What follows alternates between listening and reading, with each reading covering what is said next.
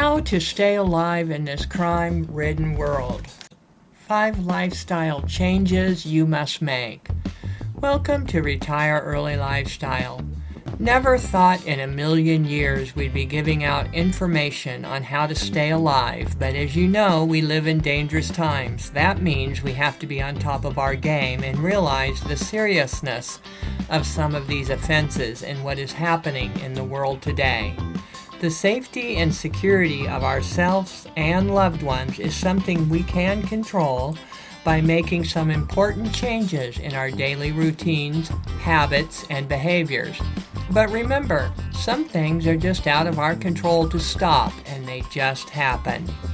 We can choose to acknowledge that the world is getting more dangerous and react accordingly, or we can just pretend that it's a wonderful world, which it is. We live in amazing times and we don't need to do anything at all. Why live in fear after all, except that there's a difference between living in fear and being wise and prudent. This video is for the second group. Okay, so let's get started with the video. Stay away from crowds of people and large gatherings such as events, concert halls, shopping malls, crowded places, sporting events, etc.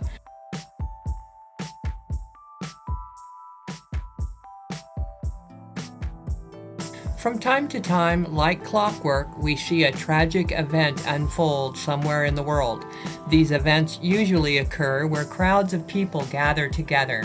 We can't control what the terrible thing or event will be, and we can't control maniacs on the loose.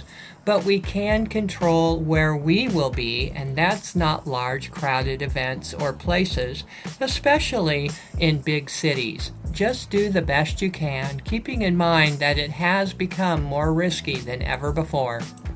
Here are just a few of these tragic events we remember just off the top of our head. There are many more, though, if you were to do the research. Let's start with the year 2017 with the mass shooting at a concert hall in Las Vegas. The shooter murdered 54 people and wounded over 400.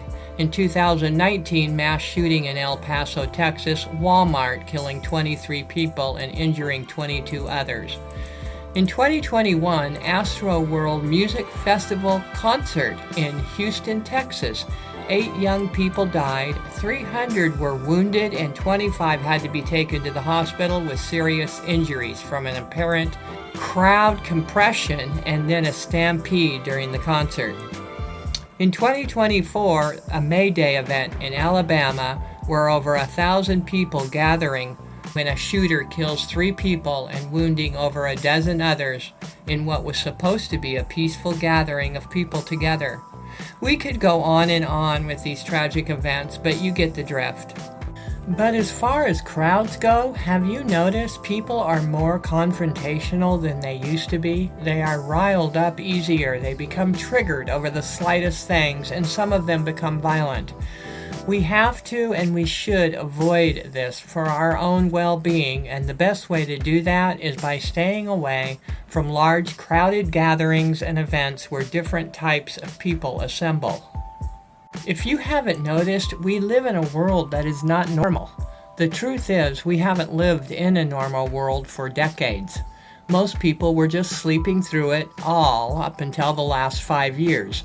Thankfully and gratefully, most people have been slapped awake from their slumber so they can begin to make the necessary changes and preparations for their lives.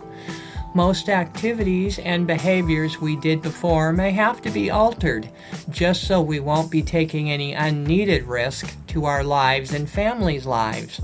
Frank and I had to stop walking on a certain beach in Baja just because it was getting dicier by the day. That changed our lifestyle a bit, but thankfully we found another nice beach we could go to and also walk because we love to walk. It had more people and was less risky. We're talking about reducing our risk here, not trying to achieve some perfect cocoon. Women should not go out alone. Sorry, ladies, but we thought it was a bad idea for women to be solo before all of the upticks in crime happening around the world. Now we're doubling up and reminding you, don't go out alone unless you know how to punch out a rapist, know how to grab your gun quickly and shoot at an attacker, know kickboxing or you're Spider-Woman. No one likes to be told they shouldn't do something, and we get that, but you have to put down your feminist pride just for a moment and think about the consequences. The consequences are being alone could mean losing your life to a vicious maniac. Let's face reality here. Women alone are more vulnerable. Living 13 years abroad, we've seen and heard some scary stuff.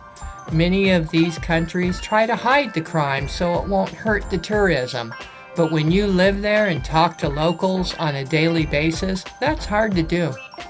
Cuenca, Ecuador had sexual assaults of expat women on the river trails during the day, all the time, but they never reported on these incidents. And when the news happened to get on some of the forums, the moderators decided to delete the discourse. So yes, women walking alone on the river trails, bad idea. We think it is a bad idea for a man to walk alone and would caution our son that lives there, and we still do caution him about walking alone in secluded areas of Cuenca, Ecuador at night. Number 3, take your children to school. This day and age, children should not be walking to school. I don't care if the school is a block away.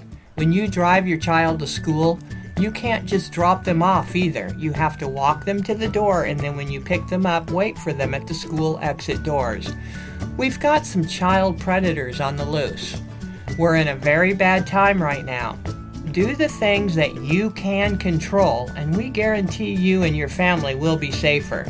By the way, we homeschooled our sons back in the 80s and 90s, and we suggest that all parents do the same, if at all possible, and anything is possible. That's our motto.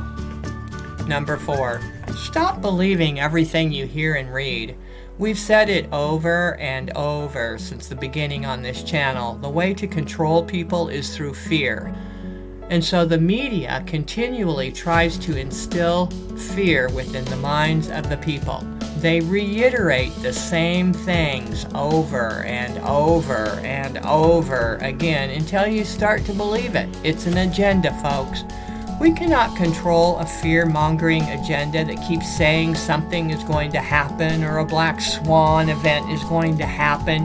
What happens when we believe in these fear tactics is that we behave in ways that can be potentially harmful to us, like accepting solutions handed down to us that don't stand the test of reason. God has given us everything we need for our health. We just need to be open to that knowledge. Nature was created for our benefit. Let's start using what God has provided us with. And number 5, never go out after dark. This is one of the best ways to stay safe and secure. Most people don't want to hear this and think it to be nonsense, but the truth is, most criminals sleep most of the day because they're tired from their criminal activities from the night before. Criminals love to hide under the cloak of darkness for 2 reasons: to hide themselves so they won't be recognized, and because there are less people out at night, which makes it easier to find vulnerable victims to target where no one will see them because it's dark and secluded. So I haven't been numbering them, but we're at number 9, and number 9 is going out after dark. Now I was mentioning this to another friend, and he said, his response was, "What do you mean? I like going out after dark. I'm not going to stop going out." To each his own. We're not telling you what to do. We're just telling you, that these are high-risk behaviors. And you can go out after dark all you want, and clearly the later it gets, the more dangerous it gets. But still, we are very strict about not going out after dark if we can help it. And we do try very hard, and most of the time we are not out after dark. It's just easier. The freaks come out at night. You heard the song from years ago, and it's true. It just puts you at risk, and it's not necessary. There's nothing that you can do at dark that you can't do during the day, in most cases. So Anyway, number 10 is, going out after dark and being intoxicated. Crime is up everywhere. We just made a video of 3 gringos that were targeted for the tires on their pickup truck. This happened because they were camping in a secluded area of the beach. What could they have done differently that would have kept them alive? Stayed in a well-worn campground or hostel with security and not resisting when 3 criminals have you targeted for something they want? To stay alive this day and age means we have to change some of our behaviors and even lifestyle choices just so we will not become a target of trespasses that are shrouded as something good and beneficial for us. You know what we're talking about. Being responsible for our own health, finances, education, security, faith, and well-being, etc., etc., sounds like the best way to stay secure and safe. What do you think? And here's a recap of how to stay alive in this world. So these are just some of the things we can do to reduce the risk of living in this day and age. And when you think about it, once you are aware that your risk has been reduced, you can actually live at peace and with much, much less anxiety or fear, if ever there was any. Okay, that's all for this video. We hope you enjoyed that. Take what you want and leave the rest, but as always, we leave you with much to consider. Take care and bye-bye.